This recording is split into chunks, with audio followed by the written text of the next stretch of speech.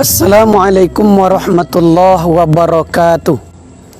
Alhamdulillah wassalatu ala rasulillah wa ala alihi wa ashabihi wa man wala.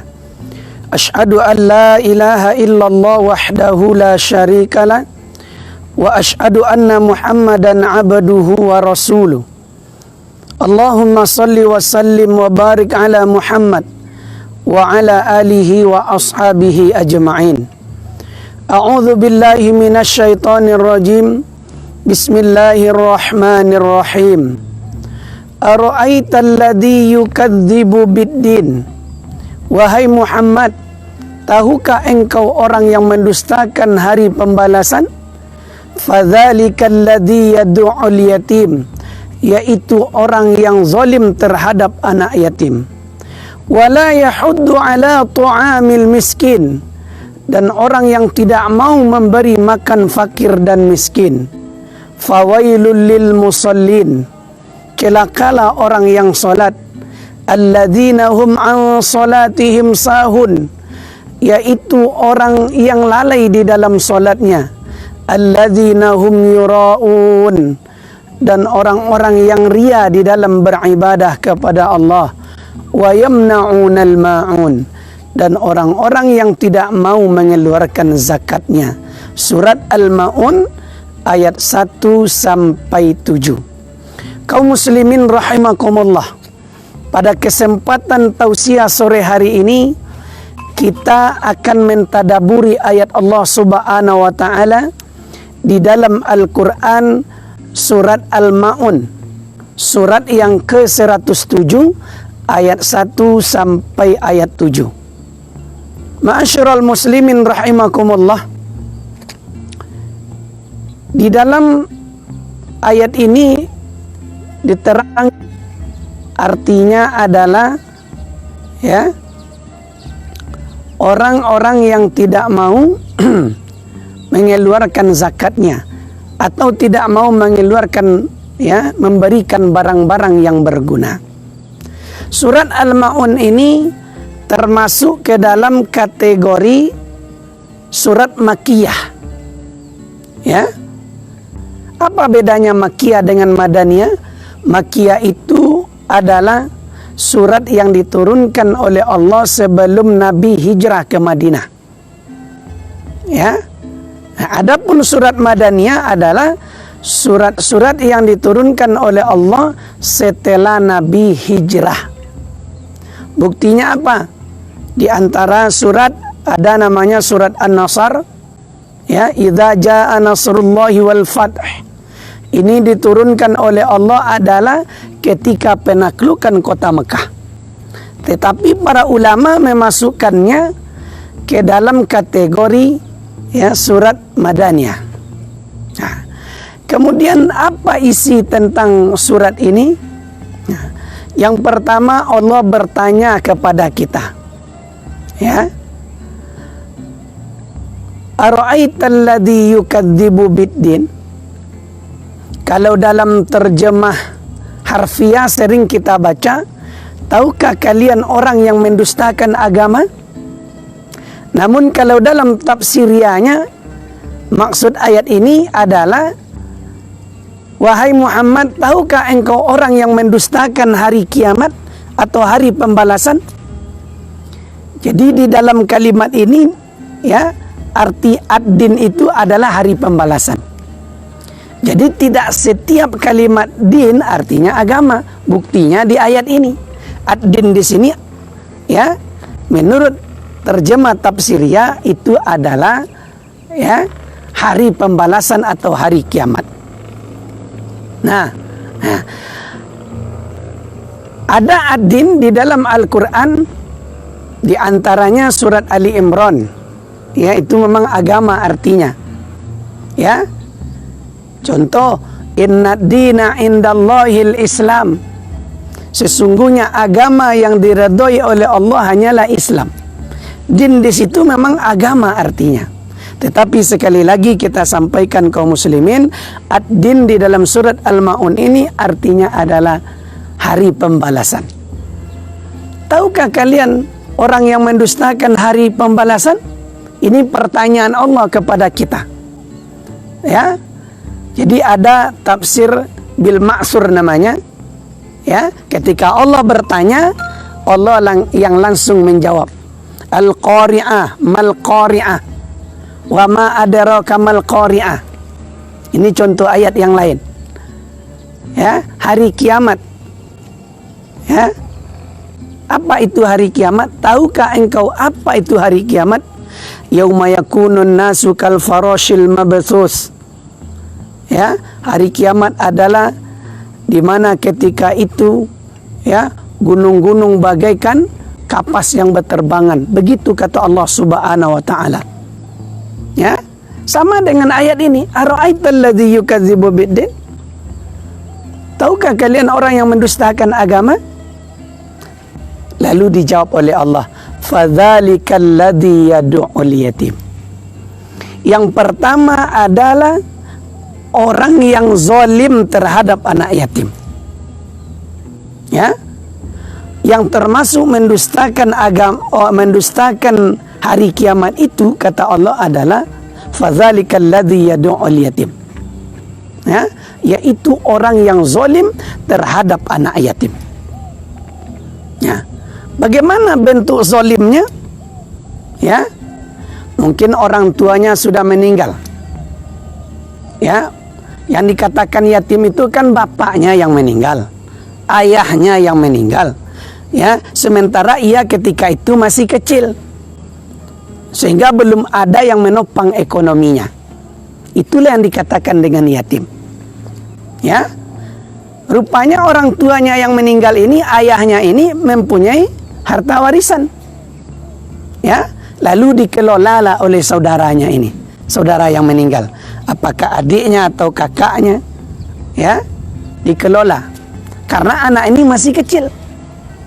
Ya, namun setelah anak ini nanti besar, dia tidak memberitahukan bahwa dulu orang tuanya pernah meninggalkan harta warisan. Ya, lalu dia tidak beritahu kepada anak-anak yang meninggal tadi. Lalu dia makan hartanya semuanya. Ini namanya orang yang memakan harta secara zalim, memakan harta anak yatim secara zalim. Maka orang yang seperti ini nanti di akhirat akan dituntut ya oleh Allah Subhanahu wa taala. Dia akan dipertemukan dengan orang yang dizaliminya. Ya. Ketika dia akan menuju ke surga lalu dipanggil ya oleh seseorang. Tunggu dulu ya Allah. Memang orang ini dulu banyak amalnya di dunia, tetapi dulu dia pernah berbuat zalim terhadapku, kata anak yatim ini. Maka sekarang aku menuntut keadilanmu ya Allah. Lalu ditanyalah oleh Allah kepada orang ini, wahai fulan, apakah benar engkau ya pernah melakukan kezaliman terhadap orang ini? Benar ya Allah. Ya, mana pahala sedekahmu? Ya, mana pahala infakmu, pahala zakatmu mana? Lalu diberikanlah kepada orang ini. Ya, akhirnya habis seluruh pahalanya, maka merugilah dia, jadi orang bangkrutlah dia. Kalau zalim dia di dunia ini, apalagi terhadap anak yatim, ya, maka dia nanti akan merugi di akhirat. Makanya Allah Subhanahu wa taala menegaskan di dalam Al-Qur'an surat An-Nisa ayat yang ke-10. Innal ladzina ya'kuluna amwalal yatama zulman. Sesungguhnya orang-orang yang memakan harta anak yatim secara zalim, innama ya'kulu butunihim nara. Sesungguhnya ia telah memasukkan bara api ke dalam perutnya, wa sayaslawna sa'ira. Ya. Lalu dia dicampakkan ke dalam api neraka yang menyala-nyala. Kaum muslimin rahimakumullah. Lalu bagaimana harusnya sikap kita terhadap orang-orang atau anak-anak yatim ini? Ya, kalau kita merujuk kepada hadis Nabi SAW, malah kita disuruh oleh Nabi untuk memelihara anak yatim. Ana wa huwa kahataini fil jannah. Ya, Orang yang memelihara anak yatim, kata Rasulullah, seperti dua jari ini nanti di dalam surga bersamaku. Ya, seperti dua jari ini. Artinya apa? Sangat dekat. Maka sangat rugi kita, wahai kaum muslimin, ketika ada di pihak keluarga kita anak yatim, lalu kita serahkan kepada orang lain untuk memeliharanya, atau kita serahkan ke panti asuhan, maka merugilah kita. Kenapa kita merugi? Karena Rasulullah telah memberikan suatu jalan kepada kita. Ketika kita pelihara anak yatim, dia akan bersamaku nanti di dalam surga, kata Nabi. Ini kan suatu jaminan. Lalu kita tidak mau mengambil jaminan itu. Kita serahkan kepada orang lain. Maka orang lainnya yang beruntung, kita menjadi rugi. Wahai kaum muslimin yang dirahmati Allah, sekali lagi kita sampaikan, ketika ada di lingkungan keluarga kita anak yatim, maka hendaklah kita pelihara dia. Ya, hendaklah berbuat baik kepadanya. Ya, kita jamin hidupnya, kita jamin makannya, kita jamin kehidupannya, kita biayai sekolahnya, ya, sampai dia betul-betul, ya, sukses dunia dan akhirat. Kita arahkan pemahaman agamanya. Ini yang paling penting sekali. Ya, sebab di masyarakat kita ini, ya, pandangan orang terhadap anak yatim ini selalu negatif. Apa katanya, kalau anak yatim itu nakal? Belum tentu. Ya, itu tergantung kita mengarahkan dan tergantung lingkungannya. Ya, kalau kita ingin mengarahkan dia kepada pemahaman agama yang benar, tentu saja kita akan didik dia dengan cara yang benar, pemahaman agama yang benar. Ya, maka anak yatim ini, ya, tidak bisa hanya diserahkan begitu saja kepada orang lain atau ke panti misalnya. Ya, nah, namun tidak betul-betul terperhatikan misalnya tentang pemahaman agamanya. Kemudian pada kesempatan ini juga sangat penting kita sampaikan, wahai kaum muslimin, selama ini masyarakat bangga, ya, pengurus masjid merasa senang, pengurus musola juga begitu. Dia menjalankan celengan atau kotak infak untuk anak yatim, lalu dibagikan sekali setahun. Pertanyaannya sekarang adalah, apakah anak yatim itu makan hanya sekali setahun? Apakah anak yatim itu berpakaian hanya sekali setahun? Inilah kekeliruan kita selama ini, wahai kaum muslimin. Inilah yang perlu kita luruskan. Ya, memelihara anak yatim itu memberinya, membantunya bukan hanya sekali setahun, tetapi setiap saat. Maka yang paling terbaik itu kalau ada, ya, satu orang memelihara anak yatim, ya, itu jauh lebih utama, ya, daripada kita biarkan dia lalu nanti bukan tidak bermanfaat. Bantuan yang dalam sekali setahun itu ada manfaatnya, tetapi setelah itu bagaimana? Ya, dia juga makan, dia juga berpakaian. Lalu setelah itu siapa yang memperhatikan kehidupannya lagi? Maka perlu kita rubah mindset kita ke depan. Memperhatikan anak yatim itu bukanlah, ya, hanya sekali setahun. Ya, dan jangan ditambah-tambah di dalam urusan agama. Ya, dulu tidak ada orang mengadakan acara setiap tanggal 10 Muharram. Ya, apa itu? Mengadakan kajian lalu memberikan santunan kepada anak yatim. Ini sudah ditambah-tambah ini. Padahal Nabi tidak ada menganjurkan setiap tanggal 10 Muharram itu harus memberi makan anak yatim. Tidak ada. Memberi makan anak yatim itu setiap waktu, setiap saat. Maka kalau kita punya kemampuan, maka hendaklah kita pelihara anak yatim. Baru kita tidak dikatakan orang yang mendustakan hari pembalasan. Yang kedua, wala yahuddu ala ta'amil miskin. Ya, orang yang dikatakan mendustakan hari pembalasan itu adalah orang yang tidak mau memberi makan fakir dan miskin. Ya? Lalu tugas siapa sebetulnya ini? Sebetulnya ini adalah tugas pemerintah, tugas penguasa. Ya, sebab di dalam undang-undang yang pernah kita pelajari di sekolah dulu, pernah kita baca apa katanya? Fakir dan miskin dan anak terlantar dipelihara oleh negara. Pertanyaannya sekarang adalah, apakah memang negara yang memeliharanya? Ya, betapa banyaknya orang miskin hari ini di Indonesia yang tidak makan, apalagi dengan virus corona hari ini. Ya, ini penguasa sangat bertanggung jawab nanti di hadapan Allah. Mereka akan dituntut oleh Allah Subhanahu wa ta'ala. Jadi tidak gampang itu menjadi pemimpin ini. Jangan kita pikir hanya enaknya saja. Ya? Nanti Anda akan dituntut pertanggungjawaban oleh Allah Subhanahu wa ta'ala atas apa yang Anda pimpin itu. Makanya Umar bin Khattab dahulu dia menangis ketika diangkat jadi khalifah, tidak senang hatinya. Kenapa? Karena dia takut ya akan azab Allah Subhanahu wa ta'ala. Yang dia takutkan itu adalah pertanggungjawaban di hadapan Allah Subhanahu wa ta'ala.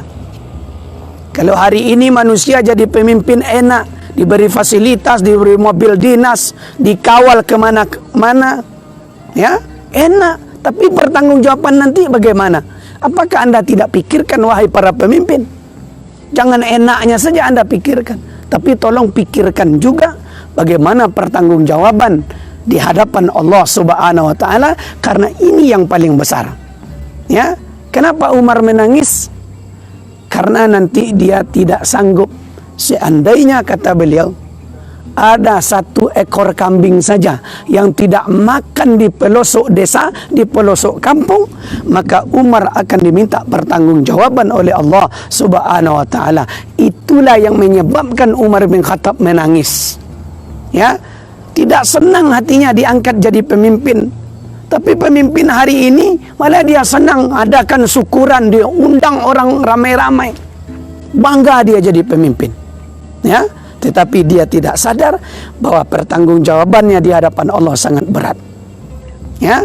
Lalu kalau pemimpin tidak mau tahu ya tentang fakir dan miskin, lalu siapa yang harus memperhatikan lagi? Tentu saja kita lagi. Ya, tidak akan masuk surga orang yang enak-enak tidur sementara tetangganya lapar. Artinya apa? Kita tidak perhatikan saudara-saudara kita.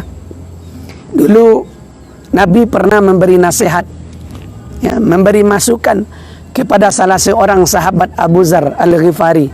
Wahai Abu Zar, ya, jika engkau memasak gulai, maka banyakkanlah kuahnya. Apa tujuannya? Supaya bisa berbagi, ya, dibagi sama tetangga, dibagi sama orang yang membutuhkan. Begitulah Islam memperhatikan saudara sesama muslim ini, apalagi dalam kondisi sekarang. Ya, la yu'minu ahadukum hatta yuhibbu li akhi ma yuhibbu li nafsi. Tidak sempurna iman salah seorang di antara kamu sampai ia mencintai saudaranya sebagaimana ia mencintai dirinya sendiri. Makanya dia perlu memperhatikan saudara-saudaranya, baik yang fakir maupun yang miskin. Ya, kalau kita tidak perhatikan, berarti ya kita termasuk orang yang mendustakan hari pembalasan. Ya. Lalu yang berikutnya, ya, fadzalikal ladzi yad'ul yatim wa la yahuddu ala ta'amil miskin fawailul lil musallin. Celakalah orang yang solat. Orang yang solat saja dikatakan oleh Allah masih celaka. Jadi kita yang solat ini posisi kita belum aman. Jangan berbangga dulu. Ya. Fawailul lil musallin. Celakalah orang yang solat. Kenapa? Alladzina hum an salatihim sahun. Karena dia lalai di dalam solatnya. Lalai ini kata para ulama terbagi kepada 4. Ya. Yang pertama, lalai dari segi waktu. Ya, ini sudah paham kita ini. Inna sholata kanat alal mu'minina kitaban mauquta. Sesungguhnya solat itu sudah ditentukan waktunya untuk orang-orang yang beriman. Kalau orang yang beriman, dia yang menunggu waktu, bukan waktu yang menunggu dia. Itu bukti dia orang beriman, dia tunggu waktu solat. Berarti 15 menit, 10 menit sebelum waktu solat dia sudah bersiap-siap. Tidak main-main dia, tidak lalai dia. Ya. Ibunda Aisyah radhiyallahu anha pernah mengatakan, Rasulullah sallallahu alaihi wasallam juga bekerja mencari nafkah untuk anak dan istrinya.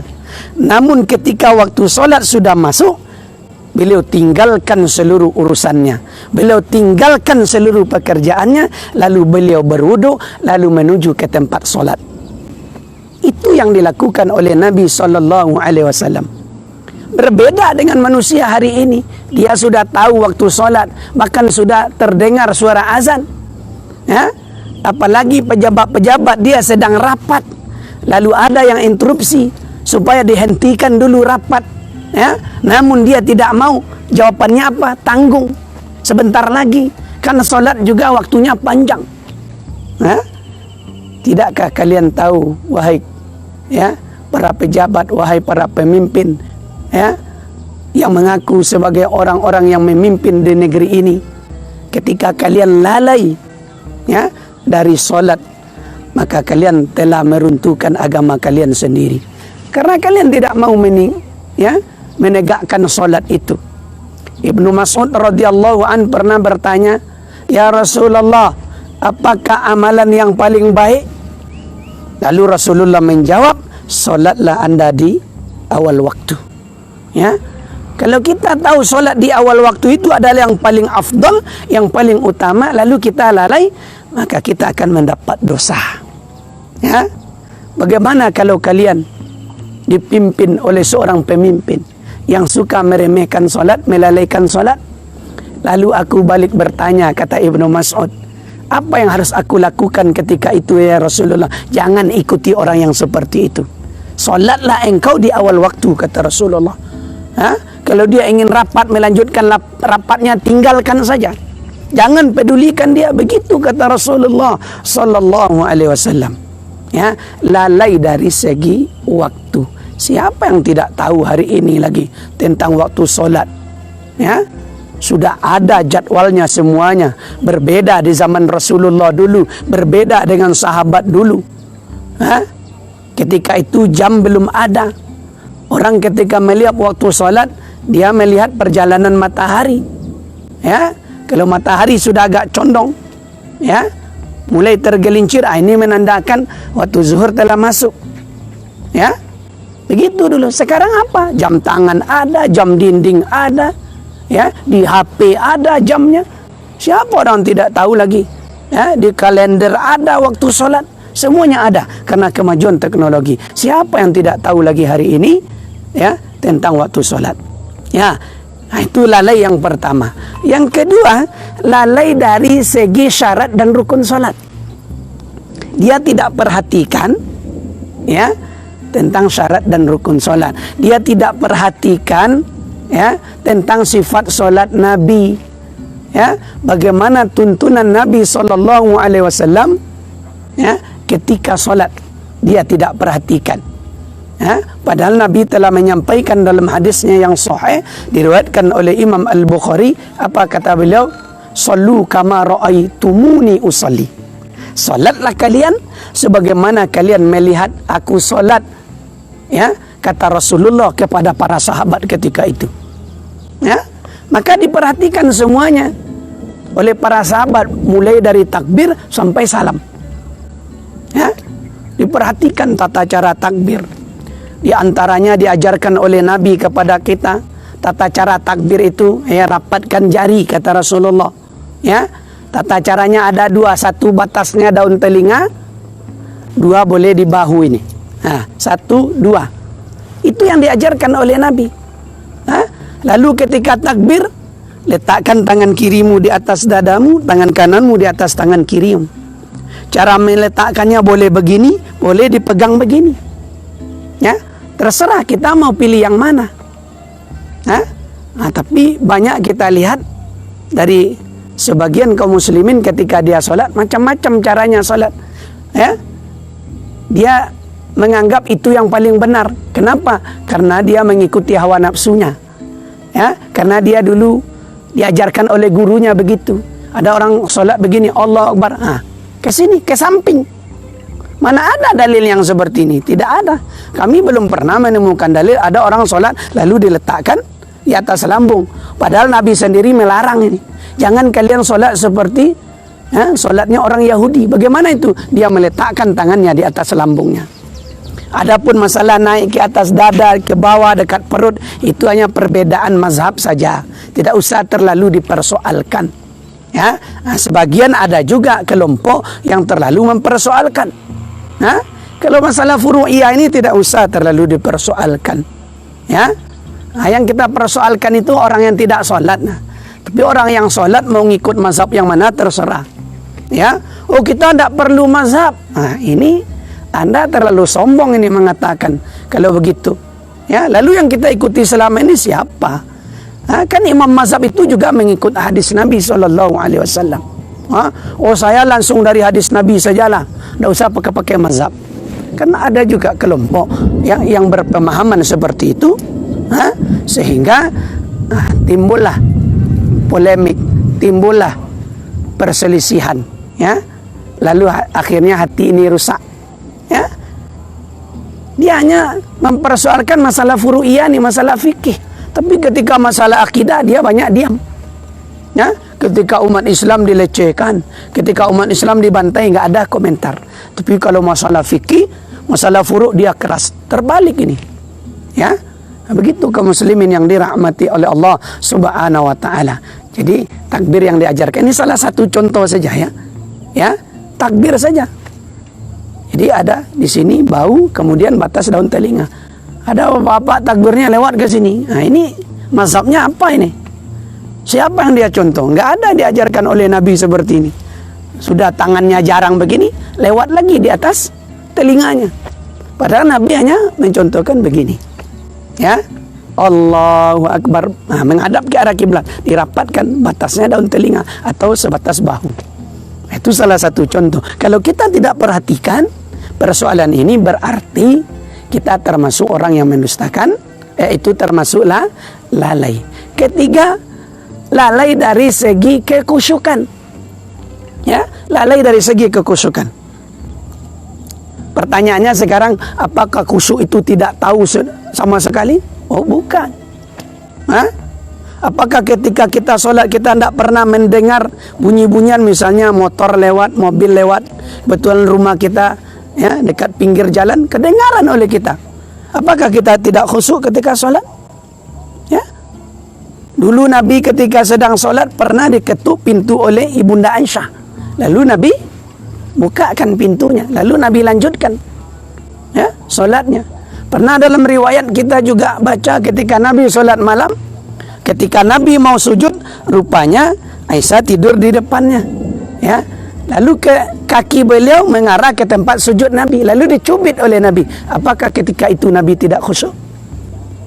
Bukan begitu maksudnya, wahai kaum muslimin. Lalu khusyuk itu apa? Kita sadar bahwa kita sedang sholat. Ya. Jadi kadang-kadang sebagian kita keliru memahami makna khusyuk. Kita sadar bahwa kita sedang sholat. Ketika kita diganggu oleh syaitan, maka berusahalah kita untuk kembali. Jangan ikuti maunya syaitan. Kadang-kadang ada di antara kita ini sholat, ya, sejak mulai takbir itu pikirannya entah kemana-mana. Sadarnya nanti ketika imam sudah salam, sholat kita tadi rupanya. Baru dia sadar. Ya, lalu pikirannya tadi ketika sholat kemana? Makanya tidak salah Nabi mengatakan, ya, setelah selesai sholat, ya, tidaklah pahala akan dicatat, melainkan kata Rasulullah, berapa? 1/10. Ya, di antara pahala tadi 1/9, ya, 1/8, 1/7, 1/6, 1/5, ya, 1/4, 1/3, separuh paling tinggi. Nah, ada orang kalau untuk ukuran zaman sekarang ini khusyuk 100%. Ini dilihat orangnya dulu. Perlu dipertanyakan ini, ya. Kalau ada orang sholat katanya dia khusyuk 100% ketika sholat, tidak diganggu, itu bohong dia tuh. Ya, kalau ada yang mengatakan kita mau belajar bagaimana cara sholat yang khusyuk itu 100%, gak ada diganggu. Nabi saya mengatakan paling tinggi separuh. Ya, sebab Nabi dalam hadis lain, ya, ketika azan dikumandangkan, lalu syaitan lari, terkentut-kentut, lari terbirit-birit. Selesai azan dia datang lagi. Ngapain? Ganggu kita solat sunat. Ketika iqamat dikumandangkan, syaitan lari lagi. Setelah selesai iqamat dia datang lagi. Ngapain lagi? Ganggu kita ketika salat berjamaah. Maka ketika kita diganggu oleh syaitan, jangan ikuti maunya, cepat kita kembali. Ya. Yang keempat, lalai dari segi berjamaah. Dulu kita sudah pernah singgung tentang hukum salat berjamaah. Khusus bagi laki-laki, hukumnya antara wajib dan sunat muakkad. Dasarnya sudah jelas, surah Al-Baqarah ayat 43 itu. Wa aqimus shalah wa atuz zakah warka'u ma'ar raki'in. Dirikan salat, bayar zakat, ya, dan rukuklah kalian bersama orang yang ruku. Kalimatnya saja bersama, pelaksanaannya di masjid, ya, di masjid berjamaah. Nah, gitu. Kalau seandainya tidak ada corona hari ini, ya, tidak dikeluarkan fatwa MUI misalnya, tidak dilarang oleh pemerintah misalnya, maka kita tetap solat berjamaah kita di masjid. Ya, apakah solat 5 waktu, solat Jumat, solat tarawih, dianjurkan kita berjamaah, terutama kita laki-laki ini. Nah, lalu apa lagi yang dikatakan kita termasuk orang-orang yang mendustakan, ya, hari kiamat itu? Alladzina hum yura'un, yaitu orang yang ria di dalam beribadah. Orang yang ria itu apa maksudnya? Suatu kali Nabi, ya, para sahabat sedang duduk-duduk, datang Nabi, lalu Nabi bertanya, maukah kalian aku tunjukkan suatu amalan, ya, yang bisa menghapuskan seluruh amalan kalian? Apa itu ya Rasulullah? Yaitu kalian melakukan perbuatan ria. Ya, orang yang ria, kata Rasulullah, ibarat kayu dimakan oleh api. Ketika kayu sudah dimakan oleh api, lalu menjadi abu, lalu datang angin, lalu diterbangkan oleh angin. Begitulah orang yang ria. Orang yang ria ini artinya orang tidak ikhlas di dalam beramal, di dalam beribadah. Dia ingin dilihat orang, ingin dipuji orang, ingin disanjung orang, ingin didengar orang, ingin disebutkan namanya. Kalau berinfak ingin disebutkan namanya, dari si fulan sekian, dari si fulana sekian. Lalu bangga dia. Maka ini dia ria. Ya, maka nol nilainya di hadapan Allah Subhanahu wa taala. Ya, maka kami pesankan kepada kaum muslimin semuanya, jangan kita sampai ria di dalam beribadah. Hendaklah kita ikhlas di dalam beribadah. Sebab kalau ria kita, berarti kita telah melakukan kesyirikan, yakni syirik kecil. Syirkul asghar. Ria ini termasuk syirik kecil. Maka tinggalkanlah wahai kaum muslimin. Ya, yang terakhir, wa yamna'unal ma'un, yaitu orang yang tidak mau memberikan barang berharga. Sebagian ahli tafsir yang menafsirkan tentang ayat ini, maksudnya adalah tidak mau mengeluarkan zakatnya padahal sudah cukup nisabnya, sudah cukup haulnya. Ya, lalu dia tidak mau, maka orang yang seperti ini diancam oleh Allah Subhanahu wa taala, alladzina zahabu wal fiddah wa la tunfikuna fi sabilillah. Ya, fabashirhum bi'azabin alim. Orang-orang yang menyimpan emas dan perak, kata Allah, lalu dia tidak mau mengeluarkan zakatnya, fabashirhum bi'azabin alim, maka beri kabar gembiralah ia bahwa ia akan mendapatkan azab yang pedih. Yauma yuhma alaihim fi nari jahannam fatu'uha jibahuhum. Pada hari dipanaskan emas dan perak itu di dalam api neraka jahanam, lalu disetrikakan ke keningnya, lalu ke lambungnya, lalu ke punggungnya, ya, zuhuruhum, ke punggungnya. Haza ma kanastum li anfusikum, inilah harta yang kamu simpan-simpan dahulu. Fazuku bima kuntum taknizun, maka sekarang rasakanlah akibat dari apa yang kalian simpan-simpan. Mudah-mudahan kita dijauhkan dari semua hal yang demikian. Semoga kita ini diselamatkan oleh Allah Subhanahu wa taala, sehingga tidak dikatakan orang yang mendustakan hari pembalasan. Mudah-mudahan tausiah kita pada sore hari ini ada manfaatnya. Terima kasih atas segala perhatian. Mohon maaf atas segala kekurangan. Subhanakallahumma wa bihamdika asyhadu an la ilaha illa anta astaghfiruka wa atubu ilaik. Assalamualaikum warahmatullahi wabarakatuh.